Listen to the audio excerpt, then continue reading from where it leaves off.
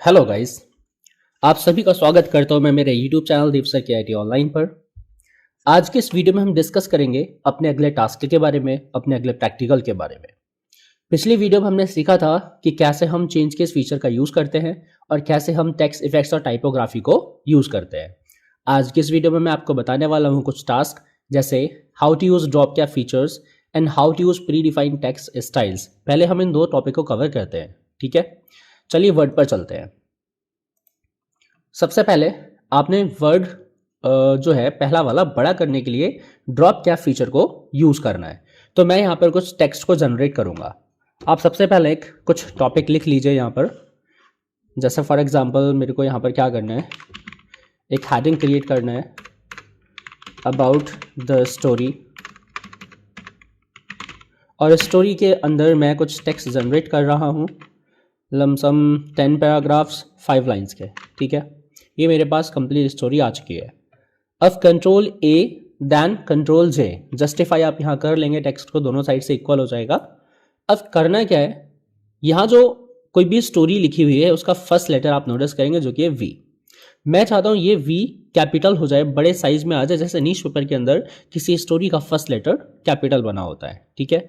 अब आप ये सोच रहे होंगे ये तो नॉर्मली हो जाएगा, साइज को इंक्रीज करके हो जाएगा। तो अगर आप फर्स्ट लेटर का साइज इंक्रीज करते हैं तो ये वैसा नहीं हो पाएगा जैसा आप सोच रहे हैं, ठीक है। उसके लिए आपको एक फीचर मिलेगा जिसका आपको यूज़ करना पड़ जाएगा। तो अपने डिज़ाइन टैब के अंदर इंसर्ट टैब के अंदर जाना है और इंसर्ट टैब के अंदर आपको टेक्स्ट नाम का ग्रुप मिल जाएगा। उस ग्रुप के अंदर ड्रॉप कैप नाम का फीचर मिलेगा। अब इस फीचर को यूज़ करने के लिए आपको करना है कि अपना जो कर्सर है वो कर्सर आपको उस पैराग्राफ के अंदर फिट करना है जिस पैराग्राफ का फर्स्ट लेटर कैपिटल चाहिए, या फिर आप उस पैराग्राफ को सेलेक्ट भी कर सकते हो, बट यहाँ कर्सर को रखने से भी काम चल जाएगा। तो मैंने कर्सर इस पैराग्राफ में कहीं पर भी जहाँ आपका मन हो आप वहाँ रख सकते हो। देन ड्रॉप कैप ऑप्शन पे जाना है और ड्रॉप्ड ऑप्शन को सेलेक्ट करना है। ऐसा करते ही वो फर्स्ट लेटर कैपिटल हो जाएगा, लेकिन बाय डिफ़ॉल्ट वो 3 लाइंस तक ही कैपिटल होगा। आप अगर इसे और भी ज़्यादा बड़ा करना चाहते हो तो ड्रॉप कैप के ऑप्शंस में आपको जाना होगा। उन ऑप्शंस के अंदर जाकर के आपको लाइंस टू ड्रॉप में लाइंस को इंक्रीज करना होगा। बट कितनी आप कर सकते हो, तो मैक्सिमम नंबर ऑफ लाइंस है 10। आप 10 से ऊपर नहीं जा सकते हो, बट इतना बड़ा भी ठीक नहीं लगता। आप 4 या 5 या 3 इतना सफिशिएंट होता है। इतना बड़ा पहला लेटर ठीक लगता है, इससे ज़्यादा बड़ा ठीक नहीं लगता है, ठीक है। तो ये यहाँ पर हमने फर्स्ट लेटर को कैपिटल कर दिया यूज़ करके ड्रॉप कैप फीचर। अब मान लीजिए आप नहीं चाहते हो कि फर्स्ट लेटर कैपिटल हो, तो आप इसे अगेन नन कर सकते हो। अब नोटिस क्या करिएगा आप, जो फर्स्ट लेटर कैपिटल हो रहा है उसकी वजह से बाकी लाइंस आगे इंक्रीज हो जाती है, आगे बढ़ जाती है। तो हम चाहते हैं कि जो फर्स्ट लेटर है वो कैपिटल तो हो, बट उसकी वजह से लाइंस आगे ना बढ़े, बल्कि वो लेटर पीछे मार्जिन में सेट हो जाए। तो आप यहाँ पे ऑप्शन सेलेक्ट करेंगे इन मार्जिन। बट ये दोस्तों इतना अच्छा लुक नहीं दे पाता है जितना अच्छा वो ऑप्शन लुक देता है जो कि ड्रॉप में आता है, ठीक है।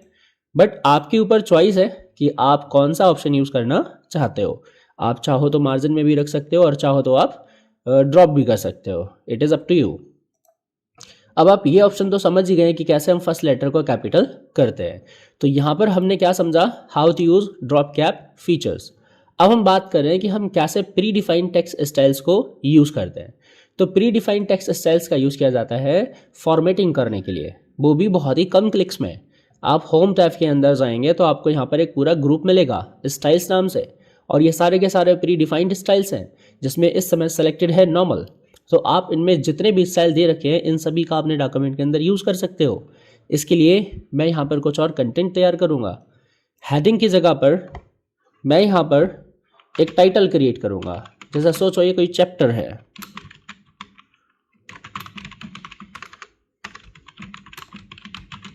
ये चैप्टर हो गया।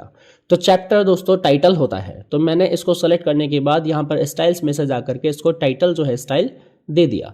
जैसे ही मैंने टाइटल स्टाइल दिया इसकी फॉर्मेटिंग ऑटोमेटिक हो गई, यानी इसका साइज इंक्रीज हो गया, ठीक है, और फॉन्ट में भी थोड़ा फर्क आ गया। अब मैं क्या करना चाहता हूँ, अलग से कोई फॉर्मेटिंग ऐड करना चाहता हूँ तो कर सकता हूँ। जैसे मैं ऐसे बोल्ड करना चाहूँ, अलाइनमेंट राइट सेट करना चाहूँ, मैं इस पर बॉटम बॉर्डर लगाना चाहूँ, तो इस तरीके से हमने इसको इस डॉक्यूमेंट के अंदर कौन सा स्टाइल दिया, टाइटल। अब यहाँ पर मान लीजिए मैं कोई हेडिंग क्रिएट कर रहा हूँ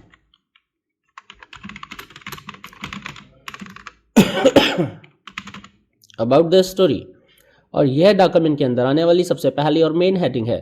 तो मैं यहाँ करना चाहूँगा इसको हेडिंग 1 में फॉर्मेट। हेडिंग 1 पर जब मैं क्लिक करूँगा तो ये हेडिंग फॉर्मेट हो जाएगा। इससे आप डॉक्यूमेंट के अंदर क्या कर सकते हैं, इस हेडिंग के अंदर आने वाले सारे कंटेंट को मिनिमाइज और मैक्सिमाइज भी कर सकते हैं। हेडिंग के बिल्कुल शुरू में दे रखा है एरो, आप उस पर क्लिक करेंगे तो आगे की कंप्लीट स्टोरी इस पॉइंट के अंदर मिनिमाइज हो जाएगी। ठीक है, तो इस तरह से आप हेडिंग को यूज़ कर पाएंगे। तो हेडिंग को, इस पॉइंट को आप यूज़ कर पाएंगे और देख पाएंगे कैसे आपका जो पॉइंट्स है वो आगे की स्टोरी को हाइड कर सकता है, अनहाइड कर सकता है। अब अगर मान लीजिए आपने किसी हेडिंग के अंदर कोई दूसरा टॉपिक लिखा और उसमें भी कोई हेडिंग आ रखा है, जैसे अबाउट द स्टोरी पार्ट 1, तो स्टोरी के बारे में लिखा गया लेकिन स्टोरी के बारे में पार्ट 1 लिखा हुआ है। तो पार्ट 1 हेडिंग 1 के अंदर आने वाली दूसरी हेडिंग है, इसलिए हम हेडिंग 2 नाम का जो स्टाइल है वो उसको दे रहे हैं। ऐसे ही यहाँ पर अगर मान लीजिए मैं पार्ट नंबर 2 लिखूँ तो ये पार्ट नंबर 2 भी हेडिंग के अंदर आएगा। किसके अंदर आएगा? अबाउट द स्टोरी के अंदर। तो आप इसको सेलेक्ट करके हेडिंग 2 क्रिएट कर सकते हैं। और अगर ध्यान क्या रखना है, यदि आपने इस पार्ट 2 के अंदर भी कोई हेडिंग बना करके कंटेंट लिखा है तो आप उसको हेडिंग 3 से फॉर्मेट करेंगे। यहाँ लेबल होते हैं दोस्तों, मेन हेडिंग के अंदर सब हेडिंग, उसके अंदर और सब हेडिंग, फिर उसके अंदर और सब हेडिंग, तब आप हेडिंग 1, 2, 3 यूज करते हैं। अगर सेम लेवल का हेडिंग है तो फिर आप उसको हेडिंग 1 ही रखेंगे या फिर हेडिंग 2 ही रखेंगे। ठीक है, अब बेनिफिट क्या हो रहा है आप यहाँ देखिए ज़रा, हेडिंग 2 का जो लिखा है पार्ट 2, मैं इसको यहाँ से मिनिमाइज़ कर रहा हूँ तो सिर्फ आगे का स्टोरी मिनिमाइज होता है। ठीक है, जबकि मैं हेडिंग 1 को मिनिमाइज करूँगा तो हेडिंग 1 के अंदर ही आती है हेडिंग 2, वो सब भी मिनिमाइज हो जाएंगी। ठीक है, तो ये एक तरीका रहा। अब दूसरी बात क्या है कि जब आप डॉक्यूमेंट को नेविगेट करोगे यानी फाइंड ऑप्शन का यूज़ करोगे तो आपको आपके डॉक्यूमेंट के अंदर हेडिंग वाइज भी डेटा को देखने की फैसिलिटी मिल जाएगी। आप देखना क्या चाहते हैं, हेडिंग पार्ट 2, तो आपके सामने सिर्फ पार्ट 2 नज़र आएगा। आप देखना चाहते हैं पार्ट 1 तो पार्ट 1 नज़र आएगा। आप देखना चाहते हैं अबाउट द स्टोरी तो वो नज़र आएगा। तो हेडिंग वाइज आप डॉक्यूमेंट को ईजिली नेविगेट भी कर सकते हो। ये बेनिफिट हमको मिलता है प्री डिफाइंड टेक्स्ट स्टाइल्स को यूज़ करके।